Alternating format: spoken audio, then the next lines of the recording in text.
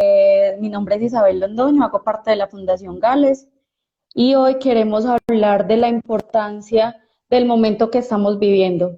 Lo importante que es conocer la información, saber las fuentes donde buscamos la información, no creer todo lo que nos envían, no creer en todas las cadenas de WhatsApp ni compartirlas pues impartiendo miedo en las personas, sino realmente buscar información que sea de fuentes confiables y hacerle las preguntas a las personas que de verdad saben del tema. Por eso hoy hemos querido invitar a tres profesionales, tres médicos, que nos van a quitar muchas dudas y nos van a ayudar a entender cómo asumir esta pandemia con nuestra situación, nuestra condición y entender realmente qué es lo que está pasando. Entonces le damos la bienvenida al doctor Sebastián. Es un reumatólogo que hoy nos va a acompañar y nos va a explicar varias cositas sobre lo que estamos viviendo. Entonces le doy la bienvenida a todos y muchas gracias por acompañarlos y muchas gracias al doctor Sebastián por la disposición y por estar aquí con nosotros. Antes, muchas gracias a vos por la confianza. Esperamos que esto sea enriquecedor. Claro Afortunadamente que vamos a estar con Miguel y con María Fernanda, que son excelentes. Y sí. no, la iniciativa de ustedes, perfecto. Muchas gracias por la confianza. No, con todo el gusto del mundo. Bueno, entonces, como les decía, entonces igual lo importante de que la información sea clara. Entonces, si tienen algunas preguntas, las pueden ir escribiendo y vamos a tratar de resolverlas el mayor número de preguntas que se puedan. Por ahora, entonces vamos a empezar con qué es el coronavirus. Bueno, el coronavirus es un virus que causa infección tanto en humanos como en animales. En humanos, el coronavirus es un virus que puede causar infecciones respiratorias y estas infecciones pueden ir desde un simple resfriado hasta enfermedades graves, incluso compromiso pulmonar o sistémico grave. COVID-19 es el nombre que se le dio a la infección por coronavirus que se descubrió recientemente. Este brote inicialmente se originó en China en el 2019, pero ya tiene una extensión mundial. Hay alrededor de 900.000 infectados en este momento. En Colombia son alrededor de 1.000 infectados al día de hoy. Pero este es el coronavirus. Es un tipo de virus que da infecciones que pueden ser desde leves a graves. Y la cepa actual, que es la que causa la infección que conocemos que viene desde China, es COVID-19. Listo. ¿Cuáles son los síntomas que podemos ver con esta infección? Pues realmente los síntomas usuales son los de una gripa, por así decirlo. Fiebre, fatiga, tos seca. Estos usualmente aparecen entre 2 a 14 días después de haber estado expuesto al virus. Algunas personas pueden presentar síntomas adicionales, dolor muscular, congestión nasal o moquera, pueden tener dolor de garganta. Hay unas series que sugieren que hasta la mitad de los pacientes que ingresan a hospitalización se pueden quejar también de diarrea. La mayoría de las personas les pasa el coronavirus, no necesitan cuidados especiales, acetaminofén, hidratación, el aislamiento social, pare de contar. Alrededor de 1 de cada 6 personas puede tener manifestaciones más graves, neumonías graves, ingreso a cuidados intensivos, pero no es lo usual. Y usualmente estas son personas que tienen enfermedades de base, como cuáles: problemas cardíacos, problemas pulmonares, problemas de azúcar como diabetes, antecedentes de infarto, antecedentes de problemas de riñón, los pacientes que fuman o las personas que fuman y los mayores de 50 a 65 años. O sea que realmente las personas que han fallecido ha sido por complicaciones más que realmente por los síntomas comunes del coronavirus. La mayoría de las pacientes que, o sea, aunque hay pacientes jóvenes y uno se entera pues del joven que se murió, la persona que no tenía nada que se murió, esta es la minoría. La mortalidad o la tasa de complicaciones en las personas jóvenes realmente es muy baja. La mayoría de las personas que tienen complicaciones son las que ya, por así decirlo, tienen algo de base que los ponen en Ujú. riesgo. Todavía no sabemos si el solo hecho de tener una enfermedad autoinmune como el lupus es un factor de mal pronóstico, un factor de complicaciones. Pareciera que no. Desafortunadamente, por el momento no podemos dar nada tajante porque apenas estamos aprendiendo, pero pareciera que no. Pareciera que son más importantes otros factores de riesgo: daño de pulmón, daño de corazón, infartos, diabetes y la edad. Mayor de 50 o Ujú. 65 años se portan muy diferentes y por eso estas personas deben ser las más juiciosas con todas las medidas de prevención. Listo. Bueno, ¿cómo se transmite el coronavirus, el COVID-19? El coronavirus se transmite a través de gotas. Entonces, ¿esto qué quiere decir? Una persona que tiene la infección tose, estornuda o exhala fuerte y salen las gotas. Estas gotas se depositan en en las superficies, en una mesa, en una mano, en una tela, en papel, y una persona llega, toca eso, se pone en contacto, el virus queda en las manos y la persona se las lleva a nariz, ojos o boca, y por allí es por donde sucede la infección. Aunque se ha demostrado que el coronavirus puede durar hasta alrededor de 3 horas como aerosol en el aire, todavía hay una discusión grande en que si se puede transmitir de persona a persona solamente por el aire. Me explico, si a mí me Ujú. caen gotas, pues sí hay un riesgo, pero que yo esté hablando acá y que otra persona esté en otra parte de la habitación, que solamente por el aire se pueda transmitir, todavía no se sabe. Puede que la información cambie en las próximas semanas. La Organización Mundial de la Salud todavía dice que no, pero eso podría cambiar las próximas semanas. Por eso lo más importante en este momento son las medidas de distanciamiento social, lavado de manos y si uno tiene síntomas, pues cuidar a los demás y no usar tapabocas. Listo, por acá hay dos preguntitas. Natalia Herrera pregunta que si hay riesgos por la inmunosupresión. Eso es una pregunta difícil. Ujú, O sea, de entrada toca decir que todavía no sabemos bien. ujú. Desafortunadamente no sabemos bien. En el momento hay un registro mundial de pacientes con enfermedades reumáticas y coronavirus. Justo hoy se publicó el reporte de los primeros 100 casos.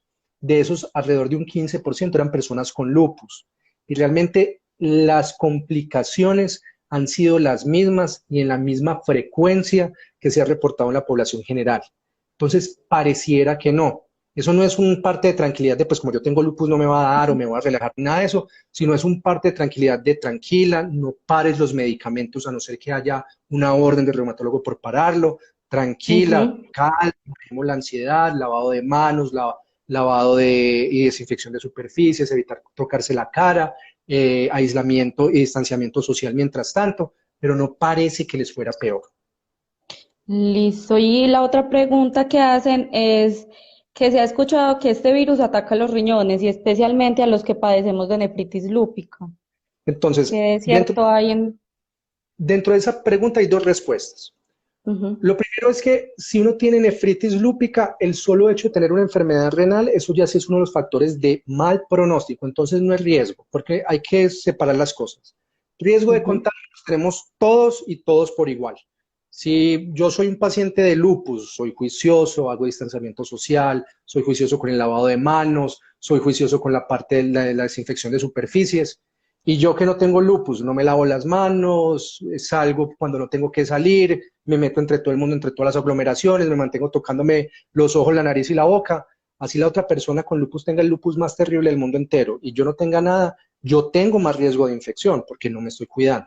El riesgo de ajá, infección es para todos. Ahora, la persona que tiene nefritis lúpica, por el problema de tener enfermedad renal, sí tiene un poquito más de riesgo de complicaciones, pero no significa que deba parar la medicación. Significa que tiene que ser mucho más juiciosa para prevenir la infección. Y si yo prevengo la infección con las medidas de distanciamiento y lavado, o sea, es lo posible. mejor que puedo hacer. Posiblemente no me infecte, que eso es lo que Ajá, estamos evitando, infectarnos. listo. En caso de que una persona ya esté infectada, más o menos cuánto dura el virus en el cuerpo.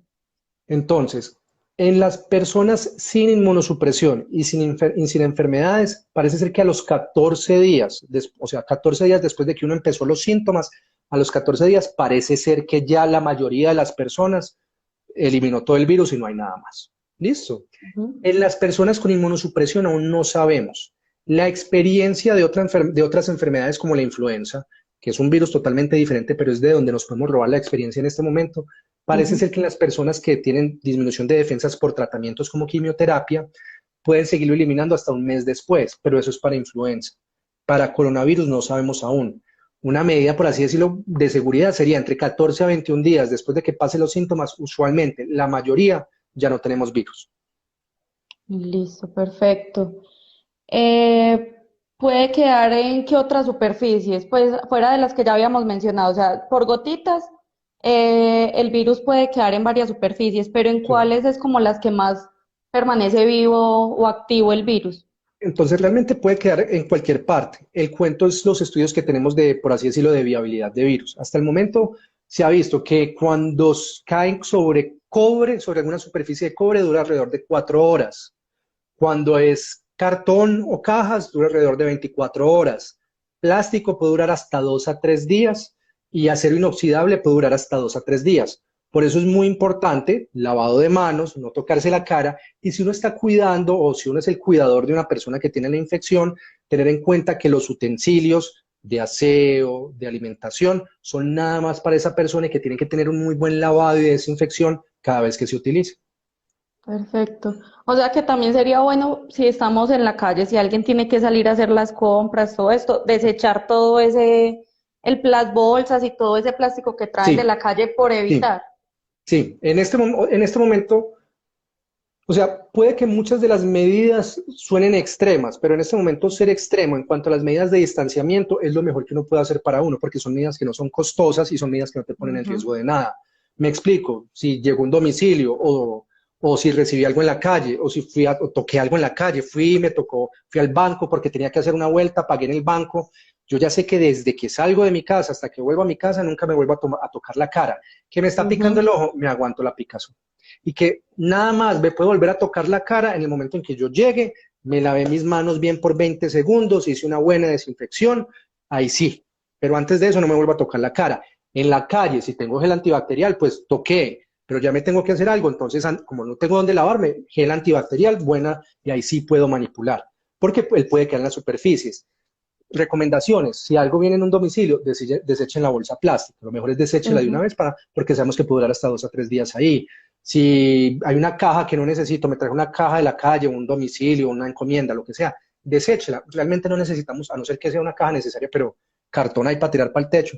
Por el momento lo ideal es no, deseche la caja del domicilio, deseche la bolsa, no la guarde, que una vez se la reutiliza que para basura, para guardar bobadas. Por el momento Ujú. no. Por el momento lo mejor es Bueno, precaución. sí. Bueno, ¿existe alguna vacuna? Esa es una de las Desafortuna- preguntas.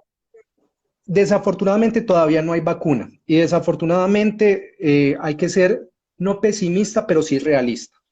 Entonces, ¿cuál es el problema? Apenas empezaron los estudios de las vacunas. Usualmente el desarrollo de una vacuna se demora años. Años son mínimo 5 a 10 años.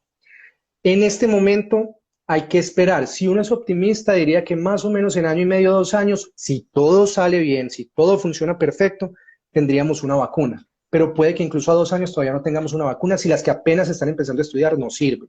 Por eso las medidas de prevención y aislamiento. Ahora, a los servicios de salud y a las personas de investigación les tocará hacer una balanza. ¿Por qué? Porque probablemente esas vacunas que saquen tendrán que hacer algunos sacrificios, porque usualmente las vacunas se testean por años para ver que no hayan efectos adversos y para ver que sí sirvan. Entonces, antes de Ujú. que tenga una vacuna que uno esté seguro que sirva, pueden pasar algunos años. Los más optimistas dicen año y medio, 2 años, pero hay que ser prudente. Bueno, ¿qué debo hacer si sospecho que tengo, que estoy infectada con el COVID-19? Entonces, lo más importante es tener la calma. Listo. Lo más importante es calma. Hay que tener en cuenta es que hay unas líneas de información nacional. Entonces, si yo Ujú. sospecho, tengo que llamar a la línea por 3 motivos. Primero, para que ellos hacen un seguimiento epidemiológico, entonces harían un seguimiento de contactos para ver si uno sí tiene riesgo, si no tiene riesgo, o para saber si uno ha estado en contacto con alguien más al que uno haya podido contagiar. Segundo, porque en esas líneas darán las indicaciones sobre si debo ir a algún lugar a que me hagan la prueba o si alguien va a hacerme la prueba a mí. Ahora, si yo creo que tengo COVID, lo primero es informar. La línea que en este momento tiene el gobierno nacional en Colombia es la 192. Eso es una Ujú. línea gratuita por celular, funciona desde cualquier operador, marco 192 y ahí debo tener atención. Y ellos te darán las indicaciones y te dicen si tienes que ir a algún lado a la prueba o si te mandan la prueba o si simplemente te dejan en vigilancia. Listo. Todos los Listo. pacientes debemos permanecer en casa y eso es lo más importante. Yo creo que tengo COVID, me encerré en casa.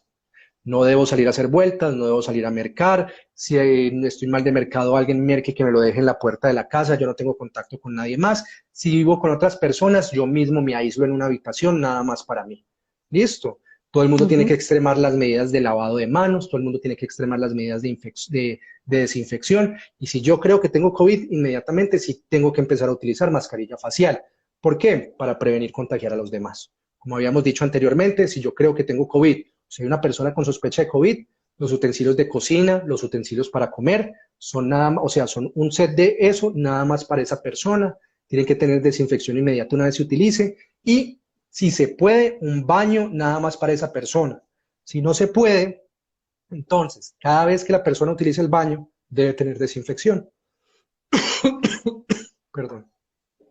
Bueno, ¿cuáles entonces serían los signos de alarma en los que realmente uno deba sospechar que debo llamar o consultar para no estar congestionando pues las líneas de atención, sino que saber realmente si debo o no llamar a los números de emergencia?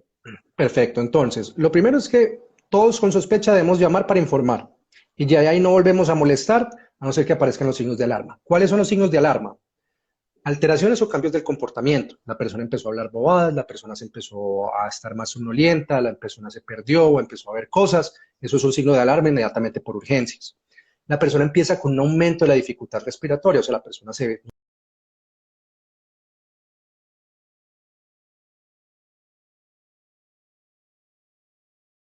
nota agitada y dice que se siente muy ahogada al respirar, inmediatamente por urgencias. Tos con sangre, inmediatamente por urgencias. Que el vómito o la diarrea no permitan una adecuada hidratación, alimentación o consumo de medicamentos. Me explico, vomité una vez al día, pero ya después me puedo tomar mi suero oral, me puedo tomar mis medicamentos, no paso a mayores, perfecto, no hay ningún problema. Pero si por el vómito cada vez que como vomito o cada vez que me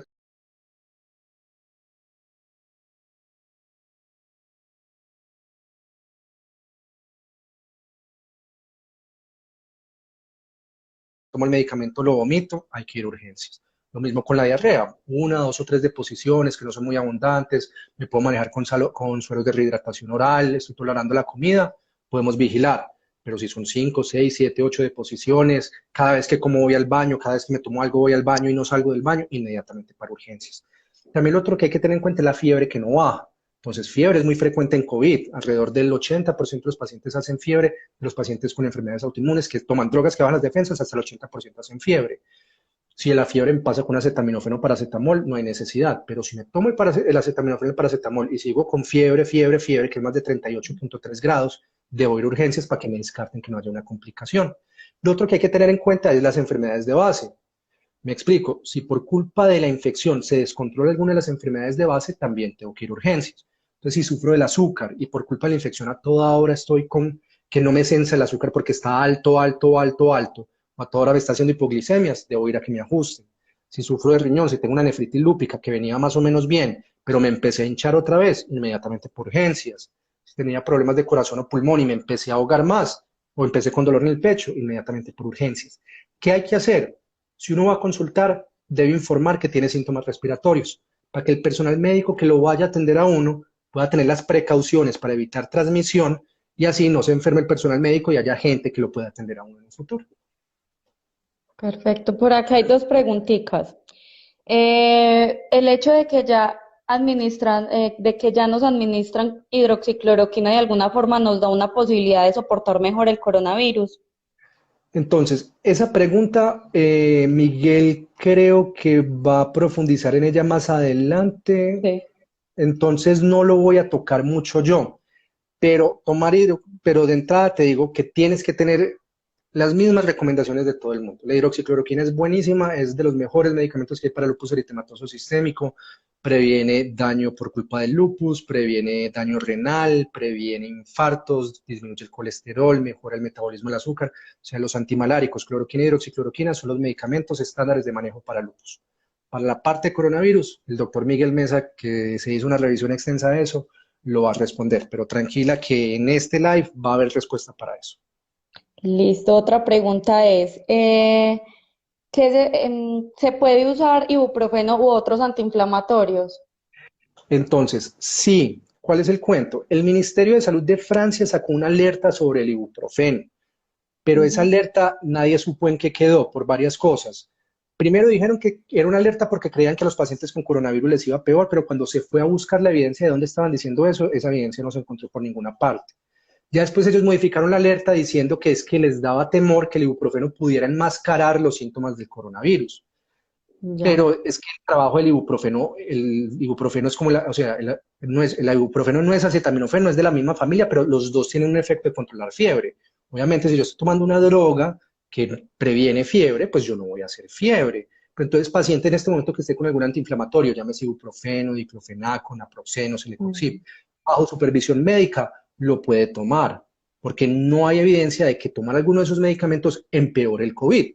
Hay que tener en cuenta, puede que yo no haga fiebre tan fácil, pero si empiezo con moquera, con dolor muscular, pues está en alerta que eso puede ser un signo de alarma de coronavirus. Bueno, y la última pregunta que le vamos a hacer al doctor Sebastián entonces es, ¿qué se sabe realmente entonces de coronavirus y reumatología? Pues como en la parte reumatológica, realmente cómo puede afectar. Entonces, desafortunadamente, por el momento me toca decir que sabemos poco, pero sabemos mucho más, y literalmente sabemos mucho más que ayer, antier y la semana pasada.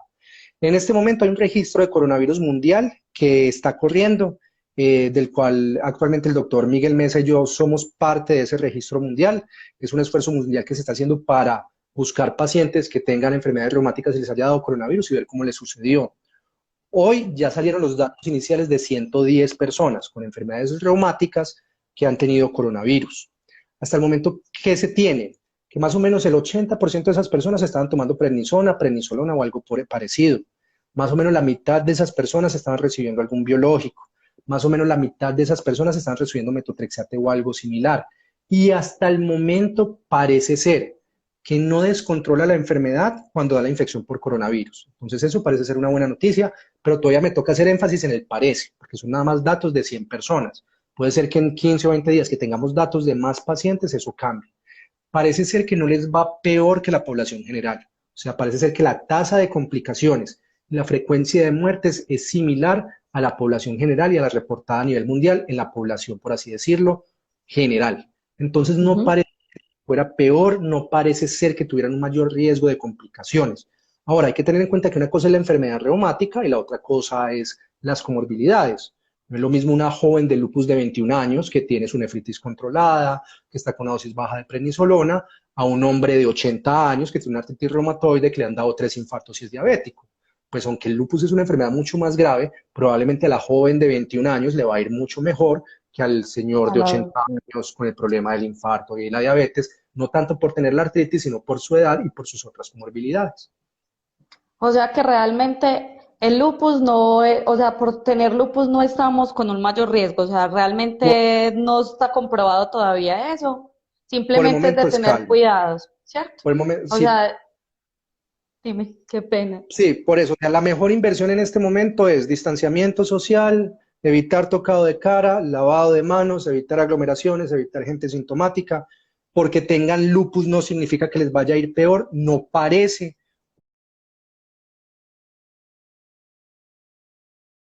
Puede que cambiemos el concepto, pero hasta el momento los datos iniciales nos están dejando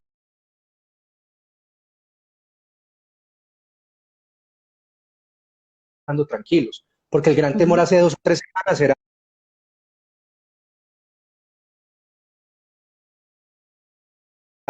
nos va a ir re mal a todos, los medicamentos que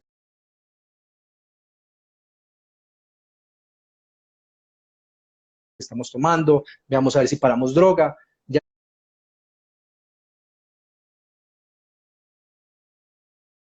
en este momento les podemos decir, no son muchos, pero ya al menos con la experiencia de 110 pacientes, parece ser que las medidas que hemos tomado están bien. No cambie la droga a no ser que sea necesario, no pare la droga sin indicación del reumatólogo, calmémonos un poco, seamos muy juiciosos, aparte de lavado de manos, de no tocarse la cara, de aislamiento social, para que no nos vaya a dar el coronavirus. Pero no parece ser que estemos peor parados frente al resto de las personas. Listo.